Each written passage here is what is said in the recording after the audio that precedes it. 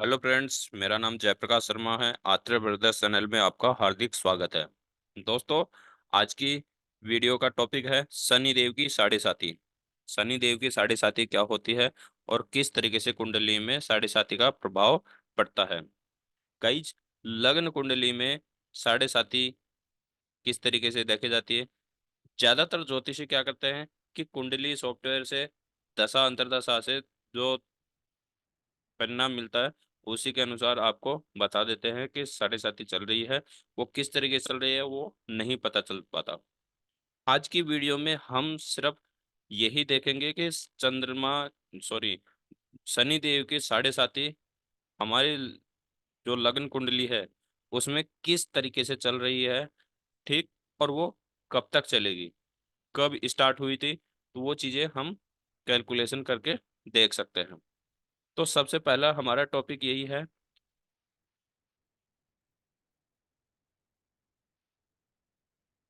पहला टॉपिक है साढ़े साती क्या है। साढ़े साती क्या है? साढ़े सात का मतलब 7 साल और आधा साल, इसको बोलते हैं साढ़े साती। ठीक। साढ़े साती क्या होती है ये आपको पता चल गया। 7.5 साल इसे बोलते हैं साढ़े साती। ठीक। अब शनि देव की जब साढ़े साती किसी भी लग्न कुंडली में चलती है, किसी भी राशि में साढ़े साती चलती है, तो वो किस तरीके से चलती है वो हम इसी टॉपिक के जरिए देखते हैं। तो कई साढ़े साती 3 स्टेप में चलती है। पहला स्टेप, दूसरा स्टेप और तीसरे स्टेप। पहली स्टेप में 2.5 साल चलेगी, दूसरे स्टेप में फिर 2.5 साल चलेगी और तीसरे स्टेप में फिर 2.5 साल। ऐसे टोटल करके 7.5 साल तक शनि की साढ़े साती चलती है। ठीक। अब स्टार्टिंग में क्या होता है, बीच में क्या होता है, लास्ट में क्या होता है। तो सबसे पहले शनि देव की जब साढ़े साती स्टार्ट होती है, ठीक, स्टार्ट होती है, तो उसे कहते हैं सिर में। शनि देव सिर पे आके बैठ गए। ठीक। सिर पे आके बैठने से क्या करते हैं वो हमारे दिमाग को भटकाते हैं। ठीक। दिमाग को भटकाएंगे। अगर आप बिजनेस कर रहे हैं तो आपको रोज नए नए बिजनेस के आइडियाज आने लग जाएंगे और जो बिजनेस आप कर रहे हो उसमें लॉस लगने लग जाए लॉस लगने लग जाएगा। अगर आप कोई जॉब कर रहे हैं तो जॉब में आपको इस तरीके की सिचुएशन आ जाएगी कि सैलरी जैसे मिलेगी, ठीक, मिलने के विद इन 5 या 6 डेज के अंदर ही आपके पैसे पूरे खत्म हो जाएंगे और फिर वही पैसों की तंगी आपके पास आ जाएगी। खर्चे बढ़ जाते हैं। तो ऐसी कंडीशन में फर्स्ट स्टेप में शनिदेव आते हैं तो दिमाग को गुमराह कर देते हैं। क्या करे क्या ना करे, इंसान पूरी तरह घबरा जाता है और इस कंडीशन में फाइनेंशियल इशू बहुत गंदी तरीके से आ जाता है। बात करते हैं कि शनिदेव के नेक्स्ट 2.5 साल के अंदर तो फाइनेंशियल इशू ला दिए, फिर 2.5 साल और आ गए। उस 2.5 साल के अंदर शनिदेव बीच में भ्रमण करते हैं, बीच के हिस्से में भ्रमण करते हैं। बीच के हिस्से में भ्रमण करने का मतलब है कि आपको शारीरिक कष्ट देना, यानी आपके शरीर में बीमारियां उत्पन्न करना, बीमारियां पैदा होने लग जाती हैं। ठीक। भले वो कोई भी बीमारी हो सकती है, छोटी से बड़ी, बड़ी से छोटी, कोई भी बीमारी हो सकती है, लेकिन वो बीमारियां बनने लग जाती हैं उस 2.5 साल के पीरियड में। अगर आपके नहीं तो आपके परिवार में किसी के भी होगी, लेकिन उसका जो खर्चा, जो उसकी दवा आएगी, वो आप ही के जेब से पैसा जाएगा तभी आएगी। ठीक। यानी आपके माता पिता, भाई बहन या बीवी बच्चों के किसी को भी बीमारियां आनी स्टार्ट हो सकती हैं उस 2.5 साल के अंदर। यानी तय है कि आप ही की जेब से खर्चा लगने स्टार्ट हो जाएगा, खर्चा और बढ़ जाएगा। बात करें कि लास्ट के जो 2.5 साल हैं, उस लास्ट के 2.5 साल के अंदर शनिदेव पैर में आ जाता है। ठीक। पैर में आने के बाद में आपको इतना भटका देता है कि आपके अपने रिश्ते में मन मुटाव होना स्टार्ट हो जाता है। ठीक। रिश्तों में मन मुटाव हो जाता है, रिश्ते टूटने लग जाते हैं जब शनिदेव की लास्ट के 2.5 साल की दशा चलती है, लास्ट का दया चलता है, उस समय रिश्तों में मन मुटाव आ जाता है। ठीक। ये तो हो गया कि शनिदेव की साढ़े साती क्या होती है। अब शनिदेव किस तरीके से जन्म कुंडली में प्रॉपर तरीके से साढ़े साथी का प्रभाव डालते हैं। तो देखो, साढ़े साथी लगने से पहले हमें ये पता चलना चाहिए कि हमारी लगन कुंडली में हमारी क्या राशि है, किस राशि के नाम से हम जाने जाएंगे। ठीक। और किस राशि के किस अक्षर के नाम से हमारा नाम निकलता है। तो एक साइड में आपके लग्न कुंडली है और दूसरी साइड में गोचर है। ठीक। तो सबसे पहले हम लग्न कुंडली के अंदर चंद्रमा को देखेंगे कि चंद्रमा किस राशि के साथ में बैठा है, वही हमारी राशि है। और उसी राशि के कुछ अक्षरों में किसी एक अक्षर के नाम से हमारा नाम निकाला जाता है। तो सबसे पहले यही देखेंगे कि चंद्रमा यहाँ कहाँ बैठा है। तो यहाँ मैं बात कर रहा हूँ कि कुंभ राशि के अंदर चंद्रमा बैठे हैं। यानी हमारा जो नाम निकलेगा वो कुंभ राशि से रिलेटिव निकलेगा। कुंभ राशि में जो जो भी शब्द हैं, उनमें किसी भी एक शब्द के नाम से हम हमारा नाम निकाला जा सकता है। ठीक। हम कोई भी नाम रख लिए, लेकिन हमारा ये कंफर्म हो गया कि हमारी जो जन्म कुंडली में जो हमारी राशि है वो कौन सी राशि है, कुंभ राशि है। ठीक। अब ये तो हमने देख लिया चंद्रमा से कि हमारी जो राशि है वो कुंभ राशि है। ठीक। अब हम ये देखेंगे कि हमारी जो जन्म कुंडली है उसके अंदर क्या हमारी राशि पे शनि की साढ़े साथी चल रही है या नहीं। चल रही है तो कौन सा स्टेप चल रहा है, फर्स्ट, सेकंड या थर्ड, वो भी हम देखेंगे। तो सबसे पहले लग्न कुंडली देख लो। और लग्न कुंडली में आपकी राशि कंफर्म हो गई कि 11 नंबर आपकी राशि है। ठीक। 11 नंबर आपकी राशि है और 11 नंबर राशि में से नाम आपका निकल भी चुका। ठीक। अब गोचर में आते हैं। गोचर में हमें क्या देखना है, शनि की साढ़े साथी। तो गोचर में हम किसको देखेंगे, शनि की स्थिति की, शनि कौन से घर में भ्रमण कर रहे हैं। तो यहाँ बात कर रहे हैं कि शनि कुंभ राशि के अंदर ही भ्रमण कर रहे हैं। आज डेट है 22 मार्च 2024। इस डेट के अनुसार शनि देव 11 नंबर कुंभ राशि के अंदर ही भ्रमण कर रहे हैं। तो यहाँ कुछ नहीं करना, बस इतना देखकर वापस लगन कुंडली में आना है। ठीक। लगन कुंडली में आके शनि देव को विराजमान कर दिए। तो शनि देव हमारी राशि के अंदर ही भ्रमण कर रहे हैं। यानी इतना कंफर्म हो गया कि शनि देव की साढ़े साथी हमारी राशि पे चल रही है। ठीक। ये कंफर्म हो गया। अब ये देखना है कि हमारी राशि पे शनि देव प्रॉपर तरीके से आ रखे हैं। तो हमारे शनि देव की जो दृष्टि है वो कौन सा स्टेप चल रहा है। तो यहाँ मेन चीज समझने की है। अगर गोचर में आप ही की राशि पे शनिदेव बैठे हैं और लगन कुंडली में भी आप ही की राशि आ रही है, तो ये समझो कि सेकंड स्टेप पे शनिदेव चल रहे हैं। यानी एक डैया कंप्लीट हो चुका, दूसरे डैया आपकी जन्म कुंडली में आ रखे हैं शनिदेव की। ठीक। कैसे, शनिदेव 3 स्टेप में काम करते हैं। तो पहली स्टेप एक राशि के लिए, दूसरी स्टेप दूसरी राशि के लिए, तीसरी स्टेप तीसरी राशि के लिए।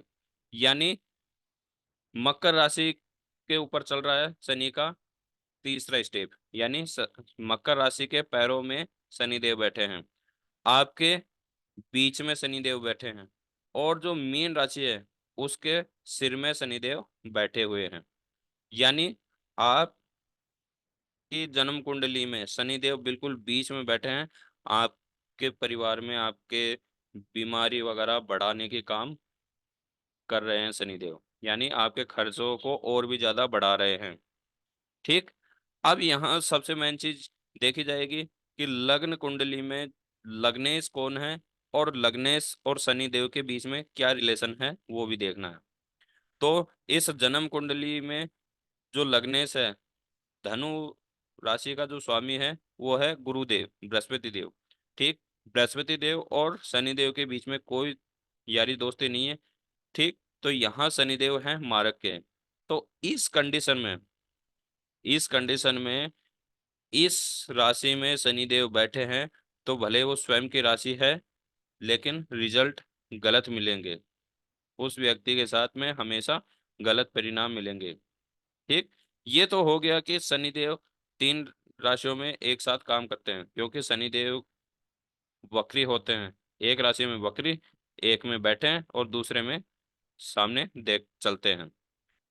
तो उसके बाद अब कुछ स्टेप हमारे पास हैं, जिन स्टेप के द्वारा साढ़े साथी का रिजल्ट किस तरीके से मिलता है और क्यों मिलता है, कब मिलता है, वो भी हम देखेंगे। ये तो पता चल गया कि हमारी राशि में शनिदेव की बीच का स्टेप यानी सेकंड स्टेप चल रहा है। अब हम बात करते हैं, सेकंड टॉपिक है हमारा कर्म फल।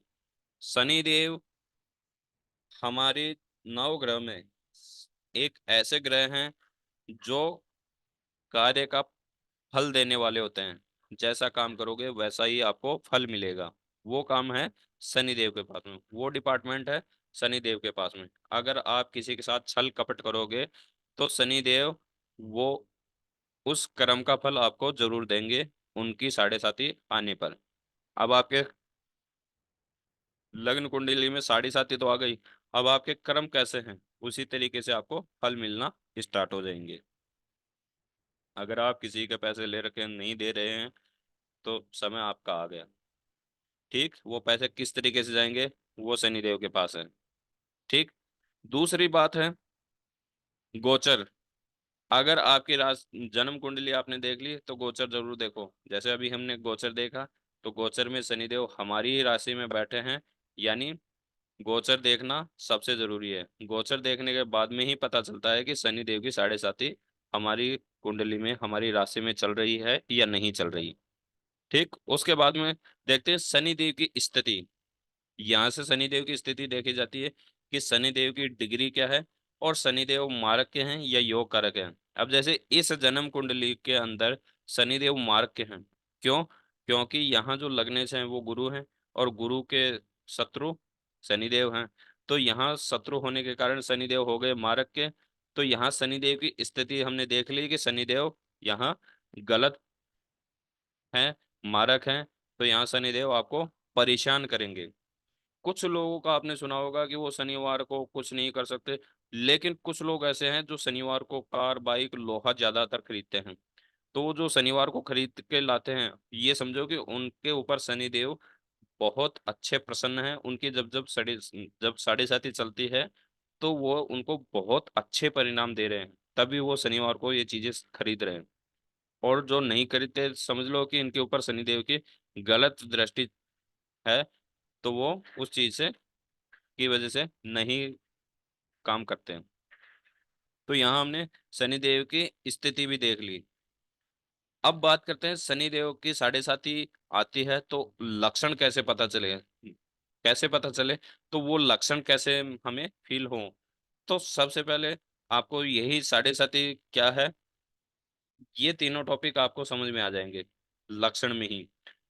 जब शनिदेव की साढ़े साथी आपके ऊपर लगती है तो लक्षण में आपके फिजूल खर्चे होना, खर्चे बढ़ जाना। ठीक। घर परिवार या स्वयं के अंदर बीमारियों का घर बनना।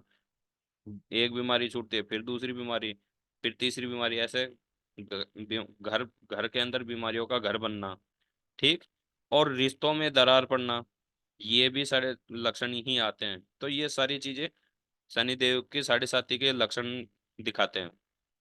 उसके बाद, ठीक, उसके बाद क्या करें। शनिदेव की साढ़े साथी आ तो गई, हमने गलत काम कर लिए, लेकिन अब इस शनिदेव की साढ़े साथी से कैसे बचें, इससे बचने के लिए क्या उपाय करें, कैसे करें और कब करें।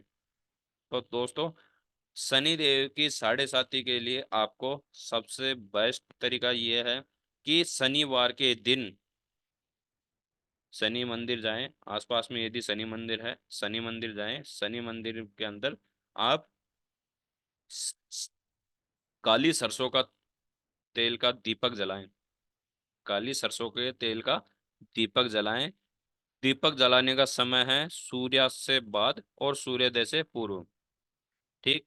यानी सूर्य की साक्षी में वो दीपक नहीं जलाना है, तभी उस दीपक का प्रभाव मिलेगा। ठीक। उसके बाद अगर आपके आसपास में कोई शनि मंदिर नहीं है तो क्या करें ऐसा उपाय। तो एक ऐसा पेड़ है, वो हर किसी के आसपास में जरूर मिलेगा, और ज्यादातर वह पेड़ आपको हर 100 मीटर, 200 मीटर, 500 मीटर पे जरूर मिलता है। 100 मीटर, 200 मीटर पे नहीं तो 500 मीटर पे तो मिलेगा ही मिलेगा। क्योंकि इस धरती पे इतने सारे पेड़ हैं। वो कौन सा पेड़ है जिसकी हमें पूजा करनी है? तो वो है पीपल देव। ठीक।